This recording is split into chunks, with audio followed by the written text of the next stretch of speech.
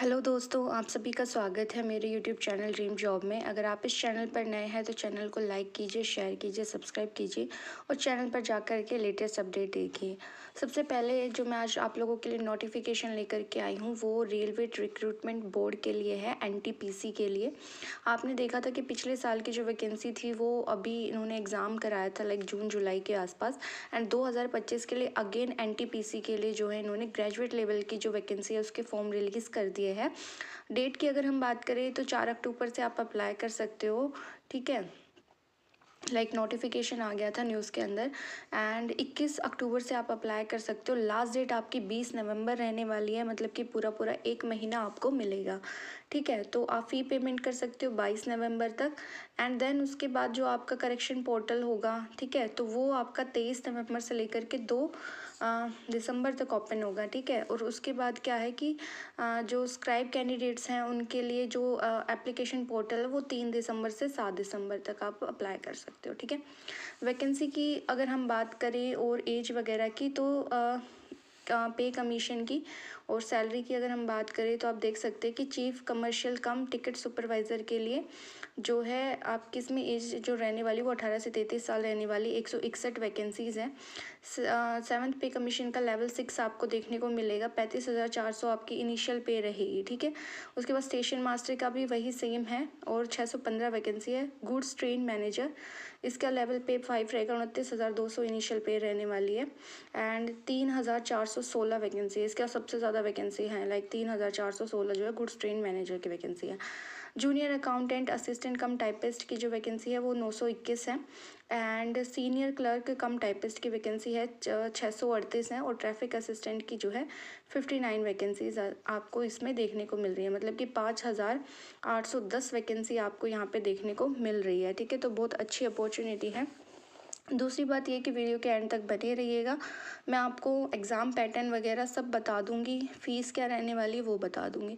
एक रेलवे का सबसे अच्छी चीज़ ये है कि टियर 1 में अगर आप पेपर देने जाते हो तो देन आपका क्या होता है कि फ़ी जो होती है कुछ प्राइस आपका रिफ़ंड कर दिया जाता है, ठीक है, वो आपके अकाउंट में आ जाता है।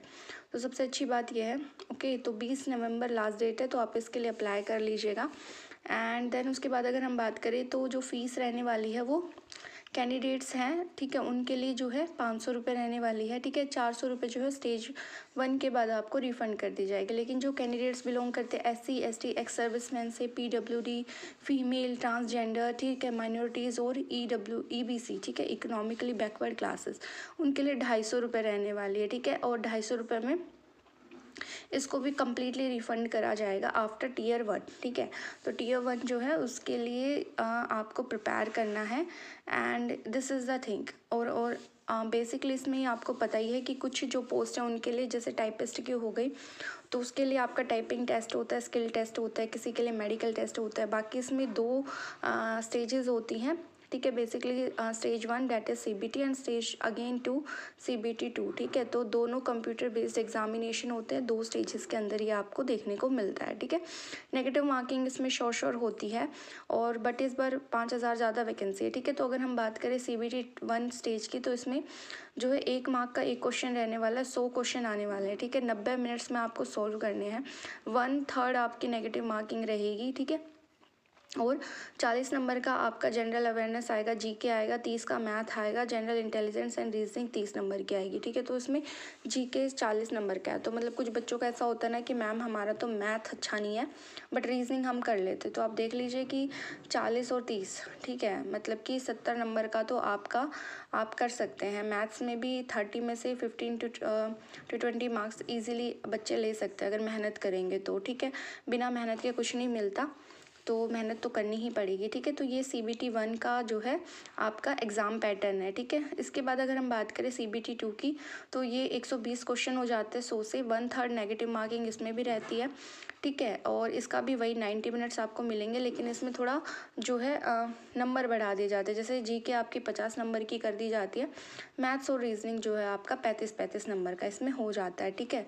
तो GK जिन बच्चों की स्ट्रॉन्ग है, ठीक है, जो मेडिकल साइंस से आते हैं या फिर SS वाले बच्चे होते हैं जिनके पास मैथ नहीं होता, तो उन बच्चों के लिए बहुत ही अच्छी रिक्वायरमेंट है, ठीक है। तो आप देख लीजिएगा कि 120 जो है क्वेश्चंस किए गए हैं, और जो स्क्राइब वाले कैंडिडेट्स हैं उनको 120 मिनट मिलने वाली है, तो ये भी इसमें अच्छी चीज़ है।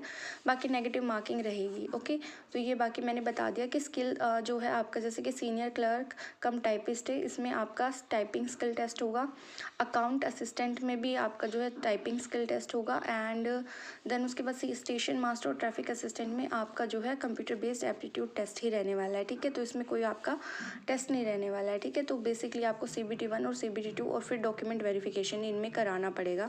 तो बहुत अच्छी जो है ये बात है इसमें, तो आप इसमें अप्लाई कर सकते हो। बहुत अच्छी जो है आपको यहाँ पे सैलरी देखने को मिलेगी। मैंने बताया था हाईएस्ट जो सैलरी है वो 35,000 आपको समथिंग देखने को मिलेगी इनिशियल पे। बाकी उसमें जो अलाउंसेस वगैरह हैं वो भी ऐड होते हैं। ठीक है, तो आपकी अच्छी सैलरी आपको देखने को मिलती है। ठीक है, तो ये आपका लिखा हुआ है इसमें, तो आप इसमें अप्लाई कर सकते हैं। ठीक है, और बाकी मेरे चैनल पर PhD से रिलेटेड अभी, क्योंकि बहुत सारी वैकेंसीज आ रही हैं PhD से रिलेटेड, जामिया का भी नोटिफिकेशन आ गया, DU में एक्सटेंड कर दिया लास्ट डेट, IIT कानपुर से हो गया, डिब्रूगढ़ यूनिवर्सिटी हो गई। ठीक है, तो इन सब की जो है PhD नोटिफिकेशन की मैंने एक अलग से वीडियो बनाई हुई है चैनल पर, तो आप जा कर के वो देख सकते हैं।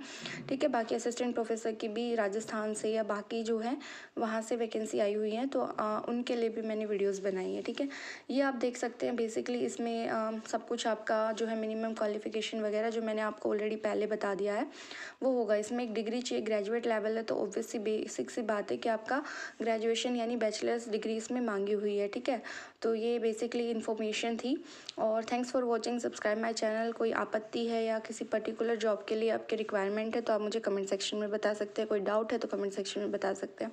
Thank you, thanks for watching.